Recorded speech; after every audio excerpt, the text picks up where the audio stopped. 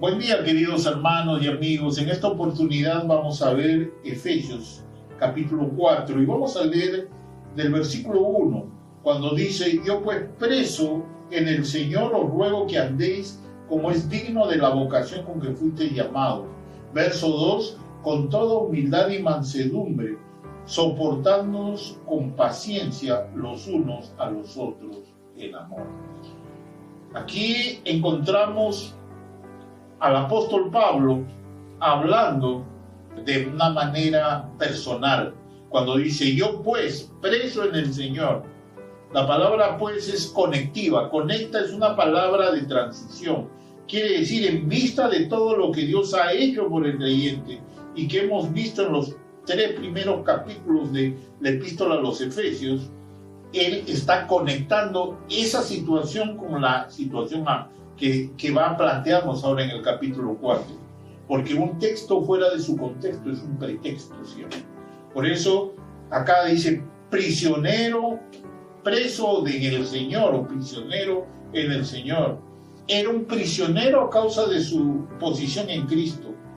¿No es interesante que Pablo pudiera estar sentado en los lugares celestiales con Cristo y también podía estar sentado en una prisión, en una mazmorra, en una celda, porque es un testigo de Cristo ante los no judíos? Luego el apóstol dice: os ruego que andéis como es digno de la vocación con que fuisteis llamados. Aquí ruega Pablo. No era un mandamiento absoluto, sino era un ruego, era una invocación, era un llamado de atención, ruego. O sea, tenemos que vivir como es digno. Por eso Pablo está apelando a ese creyente que ha sido llamado por Cristo, por eso le está rogando. No es un mandato, porque él entiende que el creyente ya entendió que tiene que vivir conforme a la fe en Cristo. Por eso va a rogar, por eso va a decir: ruego, ruego. Así que Pablo nos rogó que viviéramos una vida digna del Evangelio, que personifiquemos el Evangelio, que seamos palabras vivas de las buenas nuevas. Y posiblemente la gente no se lo diga, pero estaba evaluando. Muchas veces la gente evalúa si usted es un verdadero hijo de Dios por la fe en Cristo. La única forma en que pueden saberlo es por su manera de vivir, por su manera de actuar, por su manera de hablar, por su manera de conducirse por la vida.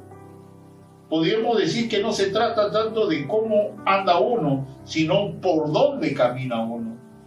Como dijo el apóstol Juan en el capítulo 1, verso 7, pero si andamos en luz, como Él está en la luz, tenemos comunión unos con otros, y la sangre de su Hijo nos limpia de todo pecado. Andar en la luz quiere decir vivir en la luz. Y es por eso que Pablo está expresando sus ruegos en base al llamamiento que ellos habían recibido. Les acababa de explicar que vivían en la administración, bajo la administración de la gracia de Dios. Vivían bajo un nuevo orden. Y ahora, ¿qué dice el verso 2 y 3? Con toda humildad y mansedumbre, soportando con paciencia los unos a los otros en amor. Soportando, dice, con paciencia, con toda humildad, lo cual quiere decir una mente que no es altiva. Usted sabe que Pablo practicaba lo que predicaba. El andar con humildad y mansedumbre significa no creerse la última Coca-Cola en el desierto, la última chupada de mango, como decimos aquí. No creerse lo máximo. Y aquí Pablo está hablando de lo opuesto a eso. Por eso que va a llamar la atención a las personas para que vivan con humildad, sin estar tratando de decir que son las estrellas del equipo, o las estrellas de la iglesia, o las estrellas del firmamento. La humildad es una especie de buque insignia de las virtudes cristianas.